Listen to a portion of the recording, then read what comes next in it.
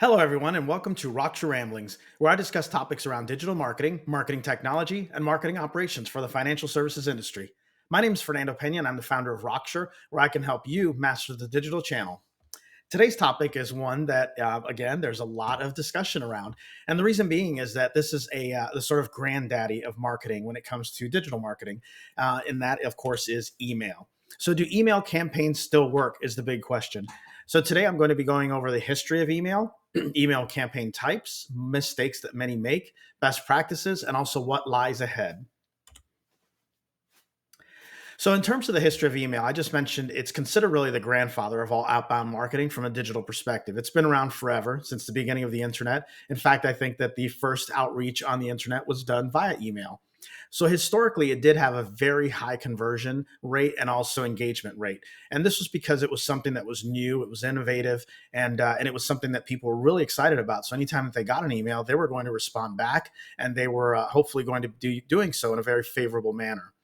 Eventually, though, as all good things, that came to an end, and it was overrun by scammers and spammers, which were basically just blast emailing everyone and not really using any sort of targeting or using any sort of care in the world in terms of whose inboxes they were clogging.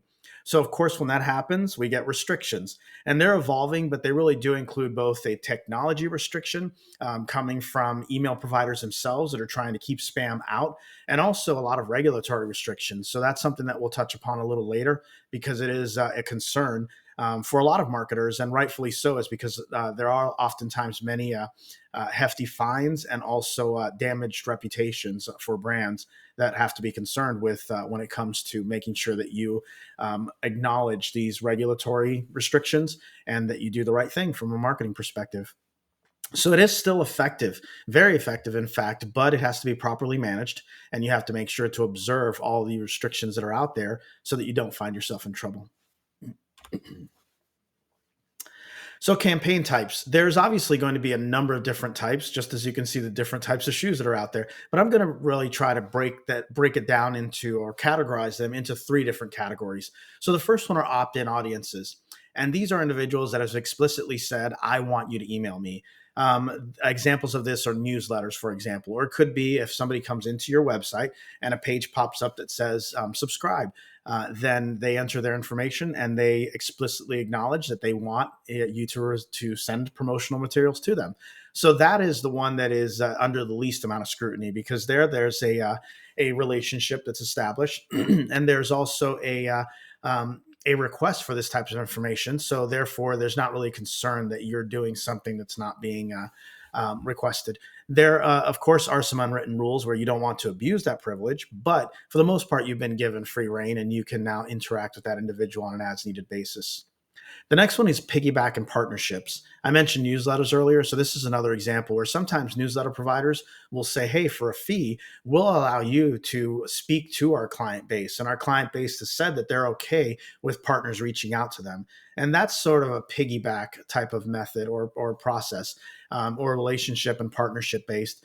So you have access to this audience for a limited amount of time. You can send them maybe a handful of emails, and that's it. Basically, when that partnership is dissolved, then that relationship with that individual client is dissolved or prospect. So these are sort of the hybrid between opt-in and what I'm going to touch upon next, which is cold outreach. But it's a way of getting to an audience that you don't have a direct relationship with, and doing so in a way where they're allowing you to reach out to them. The third one is where a lot of marketers sort of draw the line in the sand and they say that I'm not going to do this because there's too many risks. And this is cold outreach. So these are prospects that you have no relationship with. They've not asked for you to contact them, but you're going to do so anyway. And so there's ways to, and depending on your region, you may not be able to do this at all. But in most cases, you can. You just need to add a few different elements that are going to make you compliant and make sure that you don't abuse the fact that you are doing cold outreach. So abuse is a big part of the common mistakes that I'm going to go over here.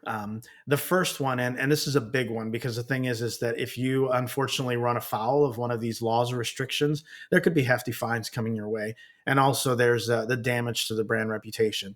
So be very aware of what your local restrictions are. Here in the United States, most states do not have extensive amount of restrictions on sending B2B cold outreach emails.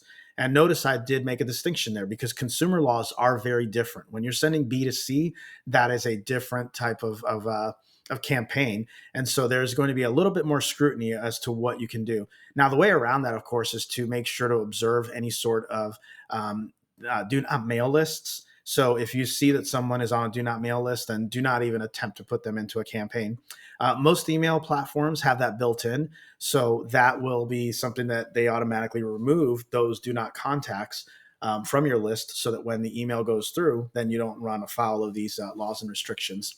The other thing too is that there are certain instances where it requires opting in, and a lot of this is mostly like in the EU and some other regions that are a little bit more restrictive. There are a few states, a handful of states here in the U.S. that are enacting some more stringent policies on cold emailing, but for the most part, if it's B2B and even for B2C, and you provide opt out opportunity, then you'll be able to make use of this strategy. Another common mistake is email blasting on an existing infrastructure. So, the one problem with sending out a large number of emails on your existing infrastructure is that it can damage the reputation of your URL. And what that means is that when you're sending service based emails or emails that are more informative in nature, they may end up in the spam box because of sending promotional emails to people that aren't expecting it. So, what I often do is that I create an alternate infrastructure on a different URL and using a different system altogether so that those two are isolated from each other. And that should keep you from ruining your main domain's reputation in the event that people believe that the message that you're sending to them is spam.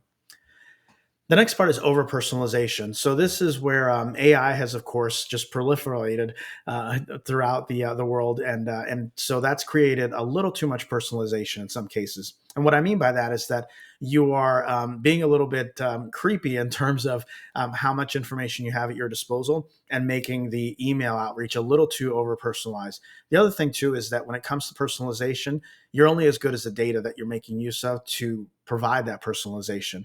And what that means is that if somebody goes by has a proper name noted on their records, but they go by a nickname, they're automatically going to know that you're just using whatever data is provided to them, and will possibly just rule out whatever it is that you're saying because they know that it's coming from an automated system. So use personalization sparingly. It is great, especially from a contextual perspective. But just because you add their name, their first name to an email, doesn't mean that it's personalized. So if you're not sure about the data that you're being given, it's probably better to not use it and just send a targeted message that isn't quote unquote personalized. The next thing is giving up too easily. And what I mean by this is that a lot of marketers will send one, two, maybe three emails and call it a day. Unfortunately, it does require multiple touch points to reach somebody via cold email because of the fact that they are ignoring a lot of me emails since they get so many of them. So a safe rule is, or not safe rule, but a common rule for email marketers is that unless they tell you not to reach out to them, consider that you still want to continue to nurture them. This is a controversial viewpoint from my perspective, but it's something that I've observed as well. Is that until they tell you to stop, continue emailing them because you never know. And with a lot of conversion cycles and the buying process taking as long as it does in financial services, it might be necessary to email someone for a year or so before you finally get a positive response. And then also not measuring the right KPIs. So a lot of email marketers tend to measure things like open rates and click rates, and those don't really matter. Ultimately, what you need is a reply, and ultimately a conversion, of course. But a reply is really what you're trying to get to. A lot of email providers now, and also devices like iPhones, they actually will block the tracking of clicks and opens. So those metrics are going to be skewed anyway. So you may as well just not even attempt to track them because ultimately what you want are the conversions. Granted, it's great to see that journey and that progression, but there's risk in when you track activity, it adds codes to the email that let that provider know that this is a commercial email. Because most personal emails, you don't care to track whether it's being opened or not. And so for that reason, a lot of these end up in the spam box. So these are just some strategies that I can share with you if we work together, where I can make sure that you'll land in the inbox instead of the spam or the promotional box on Gmail. So, in terms of best practices, as I mentioned previously, you want to use a dedicated domain and infrastructure for that in specific purpose. So, maybe you have an infrastructure for cold email, then you have another one for service based emails, then you have another one maybe for recurring types of activities that are taking place, like newsletters. This is a best practice, and you'll want to use either separate domains or subdomains so that you don't ruin your main domain. Also, set up your long term nurturing based on that customer journey and the conversion timings. So, I mentioned this previously as well. In financial services, some of the products take a long time to convert. And so, for that reason, you'll want to make sure that you have nurturing campaigns that are built around that time frame so that you can adapt to that buying journey and make sure that you're there for that prospect when they're ready to make that decision. Segment and target as much as practically possible. So emails cannot be generic. They have to really touch upon a pain point or a unique selling proposition or value proposition that is going to resonate with that target audience. So target as much as you can. It's just as simple now to do a campaign of 10 different segments as it would be to do one of 20 different segments. But the more that you tailor your message to that audience, the more likely it is you'll get positive responses. Use AI, but don't depend on it. So AI is great to set the stage, and it reminds me of sort of the color by numbers, where you have the shape already established for you. That's what AI does, but now you have to go in there and add your own color to it. And by doing that, that really helps to personalize that message and do so in your own tone, so that it doesn't look like it's coming from AI and just being thrown out there to you without any care in the world. The last thing is experiment, experiment, experiment. So this is something where you always have to continually be testing, observing those tests and seeing what resonates with your audience. Nothing is really out of bounds. I mean, you can't make certain claims, of course, because in financial services, we're very heavily regulated. But within reason, go ahead and try different tactics and see different messages, different calls to action, and see what works. The other thing too is test your subject line, because that's the first thing that people see, and also the text that appears in the preview. So these are all elements that you'll want to test. For the sake of simplicity, don't try to change more than one thing at one time when you're running a test, because then you won't really know what actually resonated with your audience. And in terms of the future, so email is going to continue to live. There's been so many sort of funerals held for email, and so many have said that it's dead, it's over. Especially now with a lot of the restrictions that Gmail and Outlook are placing on spammers. But that's the key: is don't get yourself classified as a spammer. As long as you can show that you're providing a legitimate message, and you employ the tricks of the trade here, you'll be able to get your message through and hopefully get a positive response. Now, some of the response rates that you see published out there are difficult to achieve, because this is so volatile and so evolving. But again, the investments in email are pretty minimal compared to other outreach methods. And so, even if you only get a fraction of a percentage response rate, one positive conversion can change that ROI completely. So, that's something to really consider. It's likely we're going to be subject to additional regulatory concerns. So that's just always evolving, and that will continue to. So just keep your eyes and ears open, especially in certain geographies that are going to be subject to additional regulations. Large scale campaigns are likely going to be eliminated. So you can't just buy a list of a million customers, for example, blast the same message to all million and expect something to happen. Instead, they have to be targeted, segmented, and also sent out sort of in waves to avoid that potential scrutiny that you may receive. Ongoing campaigns of one, those are the ones that are going to thrive. And what I mean by that is that trigger based campaigns, campaigns that look at certain actions or activities, and then will now adjust their sort of messaging and the frequency of messaging based on what it's observing. So these campaigns of one will likely be those that will see successes on an ongoing basis.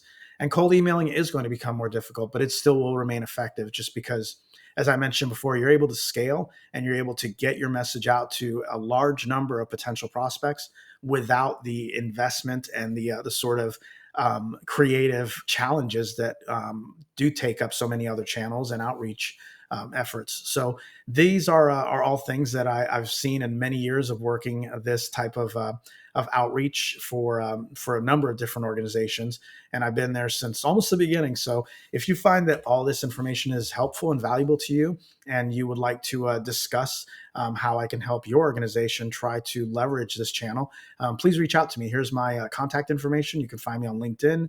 You can also go directly to my website at rokture.com, ROKTURE.com.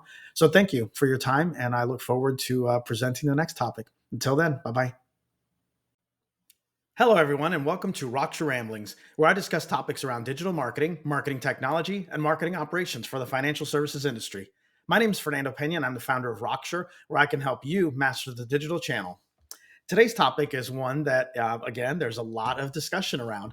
And the reason being is that this is the sort of granddaddy of marketing when it comes to digital marketing. And that, of course, is email. So, do email campaigns still work? Is the big question. So, today I'm going to be going over the history of email, email campaign types, mistakes that many make, best practices, and also what lies ahead.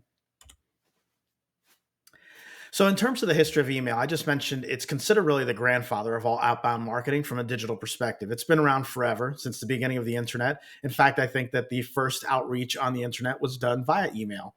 So, historically, it did have a very high conversion rate and also engagement rate. And this was because it was something that was new, it was innovative, and it was something that people were really excited about. So, anytime that they got an email, they were